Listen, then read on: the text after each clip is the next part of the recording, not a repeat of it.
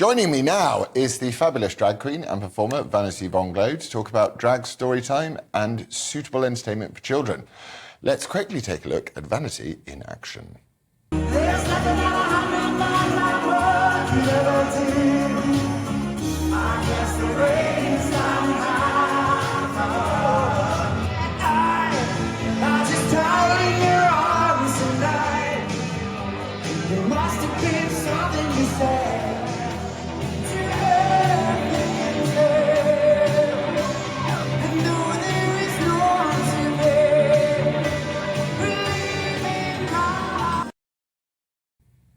I want to go now. It's really good. I have to go now. After this, I have a show. I'll be flying off. Will you? Yeah. Is it Storm in a Teacup? Is it just like far-right extremists sort of trying to ruin drag? I don't think they're bothered about ruining drag. I think that some people have concerns about what's right to show kids, and I do understand that. You know, I've made a defence of drag queen story time because there's definitely a version of that I think is totally acceptable for kids. You know, if I were to open a book now and read to kids, I don't think those kids are being exploited or traumatised. I think it would be very boring for me. I mean, I can't think of anything worse than performing to children, and I have performed in Sheffield. So I make my defence of it without it being something I'm interested in myself, because I do think that some of the artists are trying to bring some joy to young families with their performance and with their art. They're not really in the best position to necessarily defend themselves, because the intensity of the conversations become really a bit much. So that's really interesting. I was speaking to Nick before, and I've got this feeling that the kind of the seedier aspects of what I would call wokery, you know, this sort of woke thing, uses sort of minority groups to advance the division in society. And, you know, and I have this great memory of this drag show in Blackpool that I went to. It was incredible. So it feels like drag queens have been taken out of the area where they've been performing for years, and now they're into the limelight. And do you think that's a result of the choice of drag queens, or do you think that's a result of the choices of a movement behind that? I mean, I think that drag queens are autonomous creatures. Performers have no difficulty finding spaces to perform and do their art. And drag has a very, very broad spectrum. So on the one end, you've got the sort of glamazon model, which is your supermodel type of drag. You also have your more subversive, perhaps quite sexually provocative work. And then you've got the good old-fashioned pig in a wig at the end of the pier as well, which we have much of here in the UK. But there's also now, because of the popularity of Drag Race and stuff like that, you've now got that glamazon. Almost, there's like TV presenter style drag, the Holly Willoughby drag.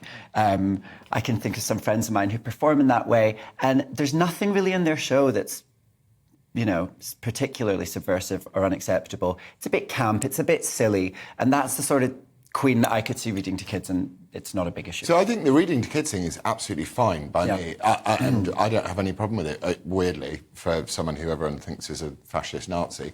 But I would say that some of the stuff that one's seen online, you know, the hoiking up of a mini skirt and the, you know, a twerking in front of a child, for me that would cross a line. Would it cross that line with you?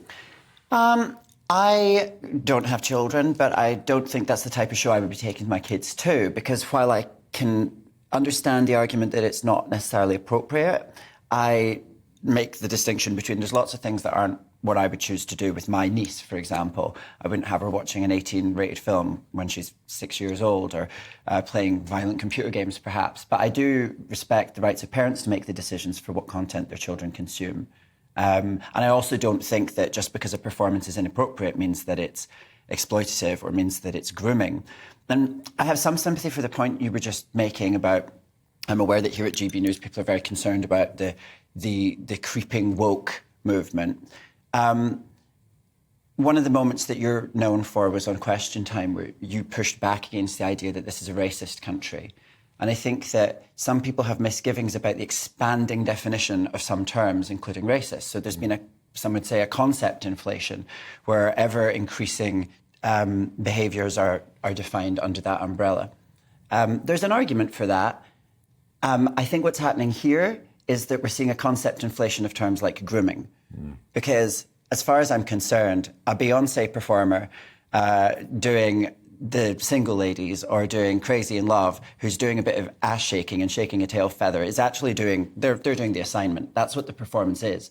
And there doesn't need to be another reason for why they're performing. They're performing Beyonce, and Beyonce shakes her ass. And Beyonce did her Super Bowl show, and Right. she did a hell of a lot more. So I think there would be sympathy there to say, why are you stigmatising the drag community for doing this and not stigmatising Beyonce for doing that? And I agree with you. What do you call it? A concept Inflation. Yeah.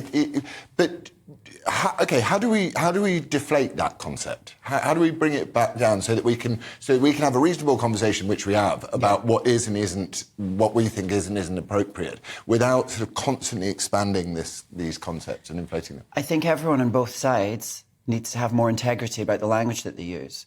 I'm not one of those people that likes to go around telling other people what words they should say.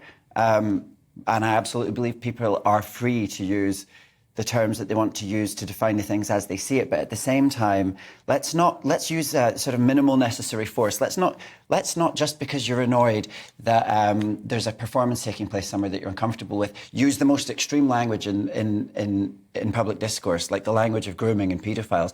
I mean, I myself have behaved immodestly in the past, but I kind of... Who hasn't? Right. But I draw the line at being called a nonce. Right, yeah. And that's part But of I draw the line at...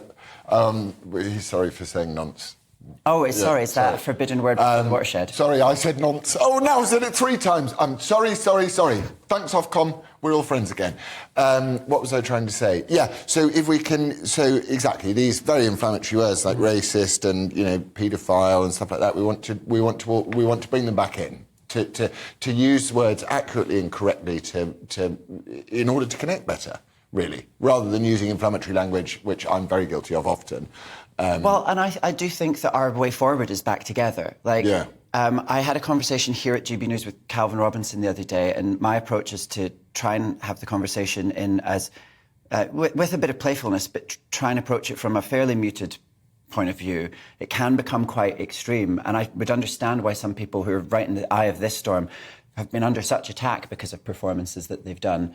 It's so frustrating because some of these performers I know, they're like proper artists, and their work is being described as if it was flashing in the street, and that's literally not the same thing. You're an actor. You know that when you are doing a kissing scene, you, the actor, are not doing that scene for some weird sexual thrill. You're doing it because the story has asked for kissing in that scene. You have a job to do. In the same way that...